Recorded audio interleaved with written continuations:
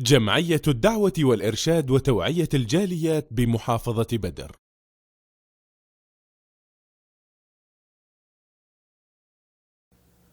আসসালামু আলাইকুম ওয়া রাহমাতুল্লাহি ওয়া বারাকাতুহু। সুপ্রিয় মুসলিম বন্ধুগণ, বর্তমান সমাজে সবচেয়ে বেশি পরিচিত একটি শব্দ ভেগে যাওয়া, পালিয়ে বিয়ে করা।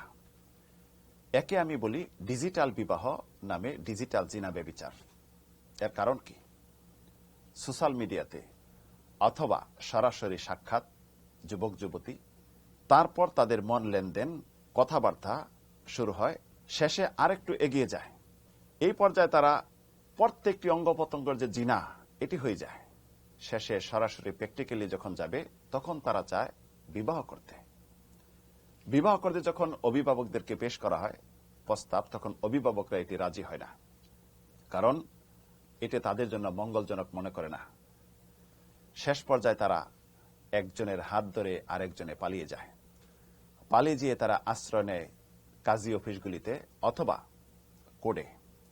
আশ্রয় নিয়ে তারা বিবাহর কাজ সম্পন্ন করে। সম্পন্ন করার পর তারা ঘর সংসার করতে থাকে, মনে করে আমরা বৈধভাবে বিবাহ করছি, আমাদের জন্য এখন সব হালাল, সব জায়েজ। জেনে রাখেন, এইরকম ভাবে বিবাহ সম্পন্ন করে যত দিন ঘর সংসার করবেন, আপনি জিনাকারী, কিয়ামতের দিন জিনাকারীর কাতারে দাঁড়াইতে হবে। ইসলামিক শাসন ব্যবস্থা অনুযায়ী আপনার দুনিয়াতেই এটি শাস্তি হলো। যদি অবিবাহিত হয়ে থাকেন তাহলে উভয়কেই 100 বেত্রাঘাত মারা, এর মাঝে কোনো সহানুভূতিশীল হওয়া যাবে না। আর বিবাহিত হয়ে থাকলে এই কাজ যদি কেউ করে তাহলে তাকে পাথর মেরে হত্যা করা। জিনা ব্যভিচার এত জঘন্যতম অপরাধ যেটি পৃথিবীতে এই শাস্তি নির্ধারণ রয়েছে, এবং মৃত্যুর পরে কবরে শাস্তি। কিয়ামতের দিন তাদের কি হবে এটা আল্লাহ ভালো জানেন। একজন মুসলিম সত্যিকার অর্থে সঠিকভাবে যেটি বিবাহ করবে অভিভাবকের অনুমতি নিয়ে, ছেলের অভিভাবক নয়, বরং মেয়ের অভিভাবকের সম্মতি ছাড়া, অনুমতি ছাড়া বিবাহ হবে না।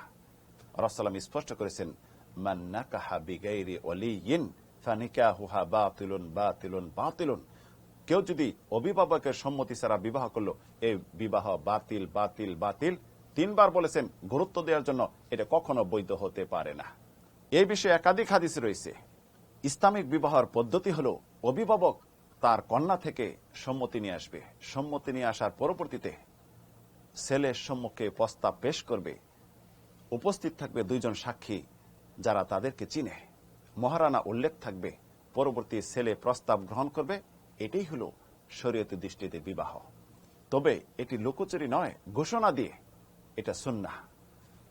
এই পর্যায়ে কাজীদের কাজ কি? সরকার থেকে নিযুক্ত, তারা শুধু রেজিস্ট্রেশন করবে যে বিবাহ নিবন্ধন, এইটুকু। এটাই হলো শরীয়ত সম্মতি বিবাহ। এই না করে বর্তমানে যেটি ডিজিটাল পদ্ধতিতে প্রেম, ভালোবাসা, প্রণয়, তারপরে যেটি বিবাহ হচ্ছে, এই অবস্থা যদি চলতে থাকে, সত্যিকার অর্থে তওবা করে সঠিকভাবে ইসলামিক পদ্ধতিতে বিবাহ সংগঠিত না হয়, তাহলে তারা জিনাকারী জিনাকারী জিনাকারী।